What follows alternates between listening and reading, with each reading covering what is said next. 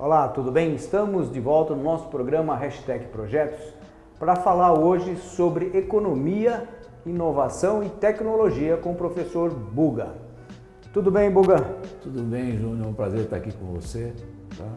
Que bom, Buga. Hoje vai ser um assunto muito interessante, porque nós vamos falar da economia, né, do passado, as mudanças, as alterações no sentido com o avanço da tecnologia, né, no mundo de hoje, do dia a dia, que cada vez mais está se transformando, né, num pouco espaço de tempo, muda-se muita coisa.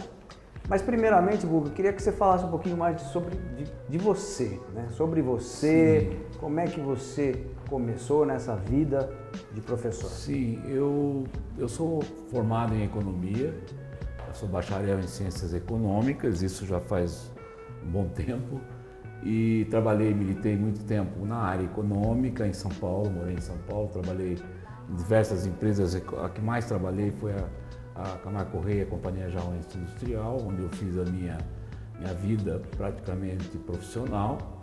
E concomitantemente sempre eu dei aula, sempre eu tinha uma afinidade para o ensino. Eu não sei se isso eu puxei da minha mãe ou não, mas provavelmente sim, e eu tive sempre uma facilidade de querer passar conhecimento. E isso veio paralelo com a minha profissão normal, e saí do Brasil uma época, fui para os Estados Unidos, fiquei um tempo lá, fazendo um curso sobre desenvolvimento econômico, que é a minha área. Voltei para cá, e quando eu voltei para cá surgiu a oportunidade então de eu assumir, dei aula em várias faculdades, na fundação, e depois eu fiz um concurso e passei para trabalhar na FATEC, estou lá há mais de 15 anos, quase 20 anos que eu estou lá. E eu desenvolvo também, além de ser professor, eu sou coordenador de curso e também sou um pesquisador. Eu tenho um projeto de pesquisa dentro do Paula Souza, né, que é a entidade que mantém as FATECs, que eu desenvolvo um projeto buscando desenvolvimento regional. A minha preocupação sempre foi ligar a economia como um todo e não com o crescimento econômico, mas com o desenvolvimento econômico, que é diferente. O desenvolvimento econômico já contempla outras variáveis além das econômicas. E eu tenho militado, tenho feito bastante trabalho nesse sentido, né? Estou agora desenvolvendo uma tese de doutorado na Unicamp, que está me deixando bastante contente e ao mesmo tempo muito preocupado, porque nós estamos discutindo coisas importantes lá. Isso é um desafio meu, né? Que eu sempre tive. E, enfim, Júnior, eu estou querendo contribuir aí com tudo, né? Estou fazendo parte do Conselho de Desenvolvimento Econômico, enfim, estamos aí na luta buscando a melhoria da cidade, dos alunos e, enfim, de todos. Que bom, muito bom. Oswaldo Contador Júnior, sim, é o seu nome, o mais conhecido como Buga, sim, professor. E a gente sabe que realmente, né, com essa você ter iniciado, né, com a economia, que seria a sua primeira formação, sim, sim. Daí você realmente acaba desenvolvendo todas as outras, vamos dizer, atividades, tudo relacionado à economia. E eu queria, na verdade, fiz essa introdução porque a gente sabe que a economia, ela muda muito. Com certeza, na época que você fez a sua formação, alguns anos atrás, em relação a hoje, a tecnologia, essa nova era tecnológica. Sim. E aí que a gente quer saber o que você está falando. Realmente, se você pegar os conceitos econômicos da época, logo depois, por exemplo, da grande marco econômico que foi a quebra da Bolsa de Nova York em 1929, e isso trouxe uma grande mudança nos conceitos econômicos, que lá que começa a discussão do que nós temos hoje, né? Ali teve um problema sério com o liberalismo econômico, aí entrou umas regras que a gente tem até hoje, que é chamado da economia keynesiana, que tem uma série de intervenções do Estado na economia, que até então não existia, né? Existia a lei da oferta e procura, e cada um por si, Deus para todos, digamos assim. E isso não deu certo, foi provado na Bolsa de 1929, na quebra naquela época, e de lá para cá a economia está sempre procurando ajustes. Ou seja, se discute muito qual é o papel do Estado dentro da economia. Esse é um papel que se discute porque se o governo intervir de uma forma muito radical, ele vai acabar travando tudo, não é a função do governo. E por outro lado também, qual é o papel de uma economia liberal, né? A gente diz sempre no jargão que liberou demais dá problema. Sim. E na economia também. E isso vem vindo num crescente muito interessante, principalmente da década de 50 para cá, com o crescimento da indústria cada vez mais ativo.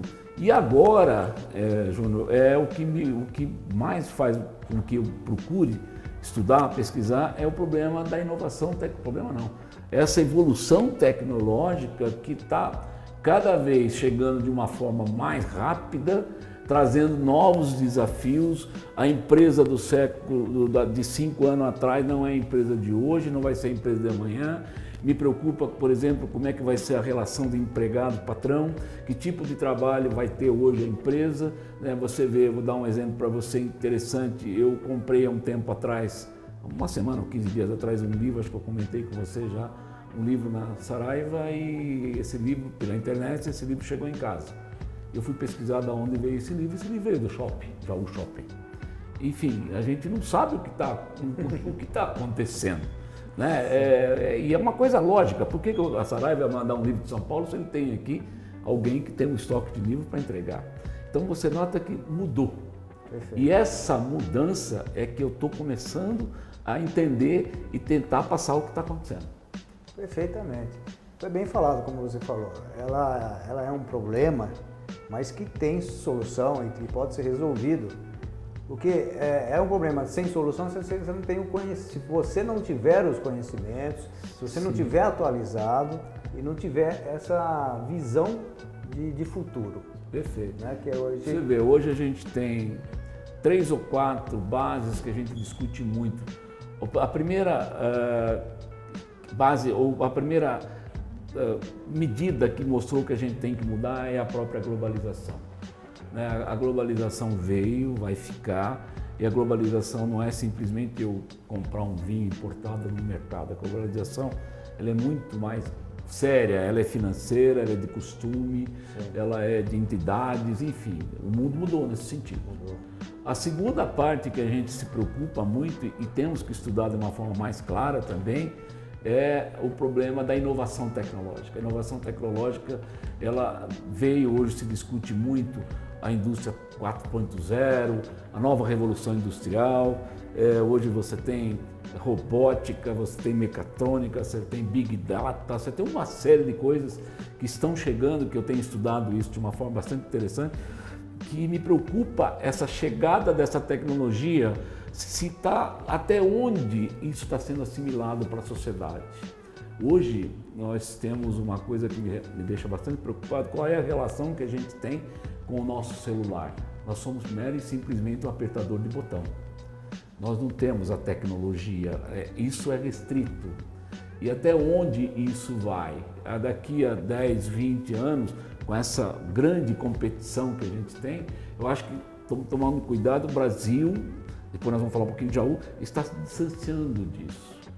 Aquela relação empregado-patrão, como eu disse, pra você ter uma ideia, Júnior, eu critico, mas critico no sentido de colaborar. Jaú é uma cidade que faz sapato hoje como se fazia sapato há 50 anos atrás. Não há uma evolução tecnológica, um modo novo de processo. E isso eu não sei até onde vai chegar.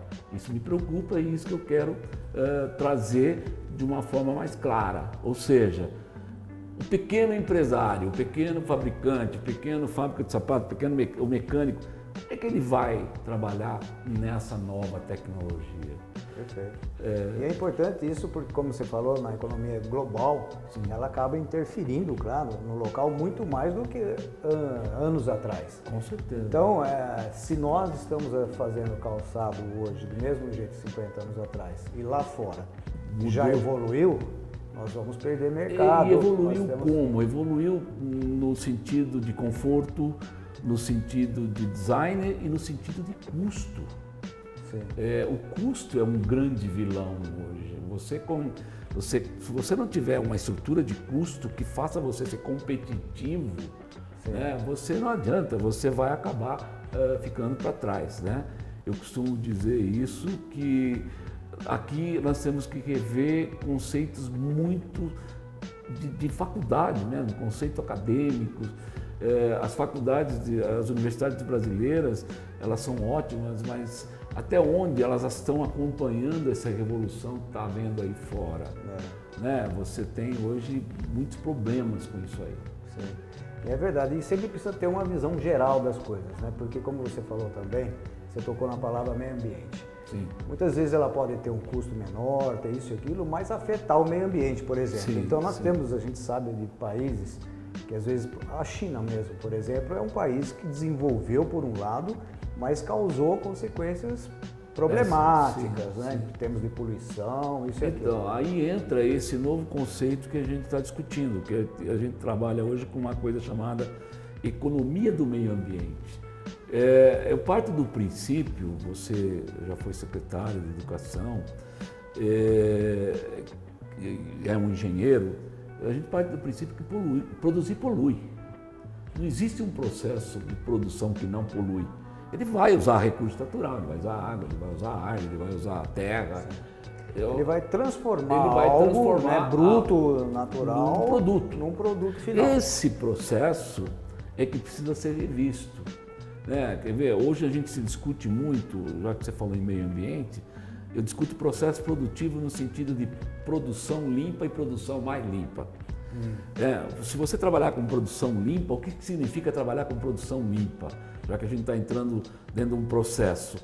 Produção limpa é você gerou o resíduo? Gerou, cuida.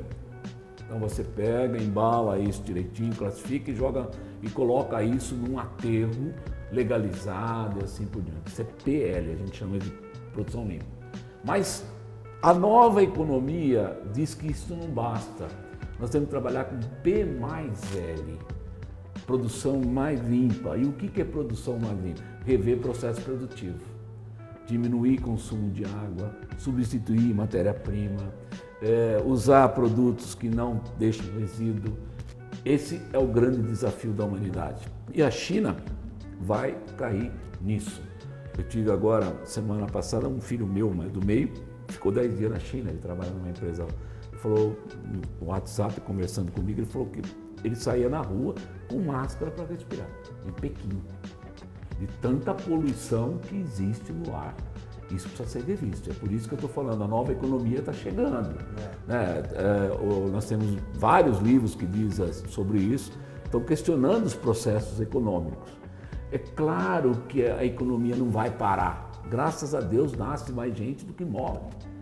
Nós temos que produzir, não tem como. Nós temos que produzir comida, temos que produzir emprego, temos que produzir escola, temos que produzir carro. Agora se discute como se produz isso. Por quê? Os desafios ambientais estão chegando cada vez de uma forma mais clara e a variável ambiental já entrou dentro do processo produtivo. Não tem como mais sair disso. Realmente, é isso mesmo. Eu também fui para a China, senti isso nas grandes cidades e a gente sabe que existe uma procura de toda, né, essa parte científica, principalmente até das faculdades, e um desenvolvimento de energias limpas também. Sim, exatamente. Né? Como é a energia fotovoltaica, que é uma energia que a gente vê que é uma grande solução para o mundo de hoje. Né? Evita-se um monte de outras situações. Por exemplo, no começo nós fazíamos grandes barragens, produzindo grande energia, mas o quanto isso afeta a nossa temperatura, né, o meio ambiente, muda o clima. Existe, né, em Minas Gerais houve aquele problema de vazar e trazer todo produtos químicos, né, para os nossos rios e até para o mar. Sim. Então aí como é que é esse lado seu da desenvolvimento dentro da faculdade, orientação com os professores, então, com os alunos? Essa disciplina é uma disciplina criada praticamente por mim, eu que esquematizei o que seria importante, é aproximar a economia do meio ambiente, ou seja, a gente ensina os alunos que não é proibido ganhar dinheiro com o meio ambiente, muito pelo contrário. Acho que é uma atividade que, se você souber fazer bem feita, vamos bater palma, não tem como. Agora, como se fazer isso que eu vejo a dificuldade. Porque se você pegar, colocar, tem uma tabela que é desenvolvida por dois americanos, Kemp e Arundel, eles colocam assim, 4 fases dentro de uma empresa olhando para o meio ambiente. Então a primeira fase ele chama dos indiferentes. O empresário é o indiferente, é aquele que não é com ele. Ele diz que o problema ambiental não é com ele que vai continuar fazendo do jeito que ele está. A segunda a gente chama de reativo. O reativo é aquele que, quanto à variável ambiental, ele só vai acatar se ele for multado, se ele for alguma coisa que impeça ele. Então você tem o indiferente, você tem o reativo, ele reage. O terceiro é o oportunista. O oportunista é aquele que desenvolve produtos verdes, que na verdade precisa questionar se é verde ou não. E o último, que é o mais importante, é o empreendedor, que é aquele que cria inovador, que cria novos negócios. Então, pegando um gancho do tema da nossa conversa, a nova economia está exigindo novos negócios, não é só processo. Novas formas de vender, novas formas, que tipo de negócio novo existe. O exemplo claro está aí, e isso me deixa bastante preocupado, que é a Uber. A Uber, né? Hoje em dia, a Uber entrou de uma maneira de mobilidade urbana. Essa 99, que é uma empresa também que está em São Paulo, é chinesa, é a maior empresa de mobilidade urbana do mundo hoje. Você tem funcionários, você não sabe onde trabalha, não existe prédio. A própria Microsoft, o que ela tem de bens de capital? Nada. Você compara uma Microsoft, por exemplo, com uma General Motors. A General Motors tem 20, 30 plantas produzindo prensa, fábrica, prédios. O que a Microsoft tem? O que o Facebook tem? Gente. Não tem prédio, mudou. E, no entanto, que você pega um valor de ações da própria GM, é 1000 vezes inferior do que um Facebook. Então, essa preocupação é que por que essa preocupação? Porque eu acompanho os jovens que chegam na escola. Há um tempo atrás, eu tinha uma preocupação bem diferente do que eu tenho agora. Um tempo atrás, eu sentia esses jovens chegando na faculdade sem muita esperança de negócios, sem muita perspectiva de vida. Hoje, eu sinto um pouco diferente. Essa molecada que vem vindo aí, esses que a gente chama de millennium, eles já vêm com uma outra perspectiva. Uma delas que me chama a atenção pelos meus filhos. Eles não ficam muito tempo mais em fazendo carreira em empresa, não. Eles ficam evoluindo, é completamente diferente. Eu sou um pouco mais velho, eu fico entendendo, mas como? Esse como é que me preocupa. Me preocupa no bom sentido, né? Não assim, nossa, vai acabar o mundo. Não, não é isso. Para onde a gente vai? Perfeito, Buga. Nós vamos ter que terminar aqui o nosso primeiro bloco, mas é muito interessante isso. Passou bem rápido, foi 17 minutos. 17 minutos passaram. E o que eu queria dizer para você é o seguinte, que essa nova realidade, então, que valoriza então a criatividade, a inovação, e que então o surgimento até de uma nova revolução industrial, que é a 4.0, mas nós vamos falar isso daqui a pouco. Até daqui a pouco.